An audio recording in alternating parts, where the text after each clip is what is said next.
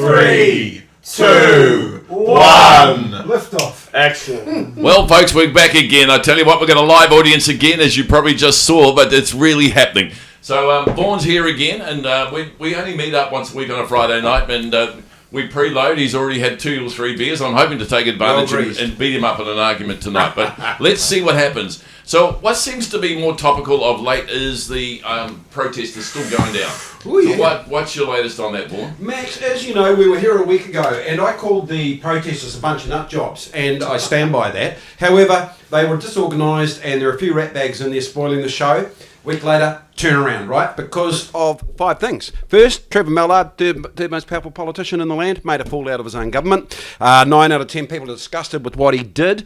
Nothing is burning up Labour Party votes faster than Trev, and so the National Party absolutely love him at the moment. Number 2, the protesters focused on the messaging around the vaccine mandate. That's paid dividends because half of New Zealand actually agree with that. The government is hiding behind its COVID response, and so their excuse not to deal with the protesters, that's not going down well. The longer they let that go, it'll be harder to unscramble eggs. So basically, you know, whoever's advising them on their how to deal with protesters is well out of their depth. And I think, you know, just to close that off, out of 120 MPs, only one, that dude, you know, from ACT Party, he's the only one that faced up to them. How embarrassing is that? So there you go, Max. And very good. I think David Seymour did do a good job. He went and confronted them, and that's what they needed to be done. Yeah. It sounds like they've actually cleaned up their act on they actually got less bloody intrusive. So I'm actually very, very happy with that. But I got to say, I think the public in general, and I'd like some feedback from you guys out there, but also sitting around this room, but also from the public as well, is saying, do you think that the mood's changing in our nation? And I think it is. I think people are suddenly coming around to say, hey, these protesters have got a genuine reason to be heard, and they should be heard and treated like bloody civil human beings. I'm going to open it up to the floor now. Whoa! Dangerous place to be, Vaughan, but we're going to do it. There was a poll being taken yesterday that shows that up to 30% of New Zealanders now support the protest at Parliament. Yep. On the basis of the mandates. Nothing to do with a few mad anti-vaxxers who are at the front threatening MPs, saying, I know where you live, ripping masks off children. That's all just bullshit stuff. That's the crazies on the front line that won't listen to the mandate people, the quite decent people that are there, saying, lift the mandates, we want to get back to business, back to work.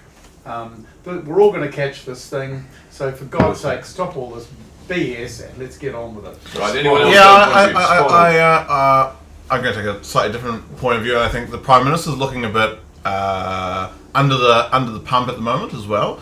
And she had a particularly bad interview with the AM show this week, where she and the interviewer kind of talked over each other. She was disinterested in kind of engaging with the protesters. The Deputy Leader of the House came out and said that he thought they were a river of filth. And I kind of think that that type of emotive language does not help us understand the problems. On the flip side, political commentators are now asking the question openly in the media, do they have a point and should we be addressing some of the questions that they are asking?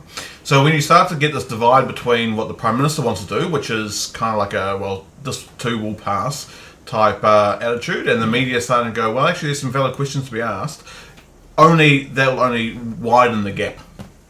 I totally agree, but don't you think the comments Mallard made has actually deteriorated the situation for the Prime Minister? I actually think that the person who's the problem this week has been Michael Wood. When he came out and said the protesters are a river of filth, I mean, that is a significant phrasing of what is a large group of people. I would agree with that. Spot on, that's out of touch. That's a dumb thing to say. Extreme phrasing too. It is extreme. It is extreme. Nutcase stuff. Yeah. All right, anyone else, 30 seconds, they can go have something to say.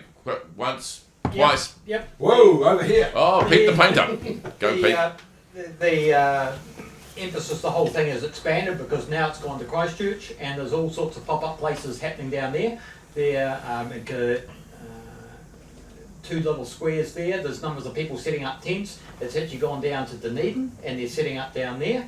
So while Jacinda's out, we see her portrayed on TV planting trees and doing the good thing. She's not actually listening to the people, which are the people in New Zealand, and that's where she needs to stop and listen to what the people are saying. And wow. Russell, Chris?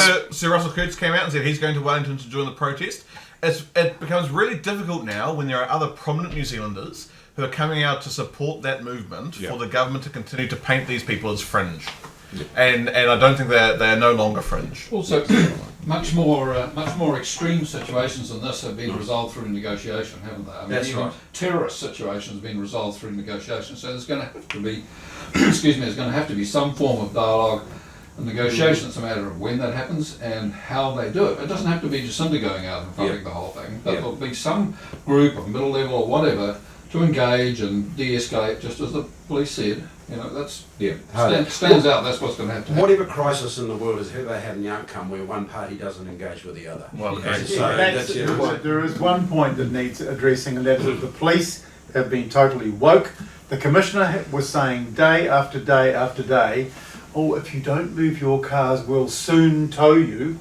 And the cars are still there, nobody's been towed. 40 cars did take up the offer to leave and go to the free parking. The other 400 stayed, and more arrived than left. The commissioner has been left looking weak. He won't even get the roads cleared so that people can get on with their business, live in their own apartments, and open their coffee bars in the backbencher pub. He's woke All right, and final. useless. Thank you, Ian. And final comment, anybody? Otherwise, we're shutting it down. Well, I actually think that part of protest movements is to inconvenience people's lives. So the difficult part for the police is that when they execute their authority, they actually delegitimize themselves further, right? Like that is the paradox of state power. Really? nice. And They would tow your car in a heartbeat. well, what I think is really interesting is that the government is now starting to paint protesters, and Winston Peters is the winner of this week between Iho Mātou and now in Parliament, as Parliament was illegal, but Iho Mātou was fine. And when you start to determine what is legal and what isn't by the Prime Minister deciding who she is going to engage with and not engage with, you lose the argument. All right, folks, that's enough. Look, we're going to cut it down there, but thanks very much, everybody, and thanks for the comments. Some brilliant ones tonight, and we're coming to come back next Friday. Hopefully, it's all happening again.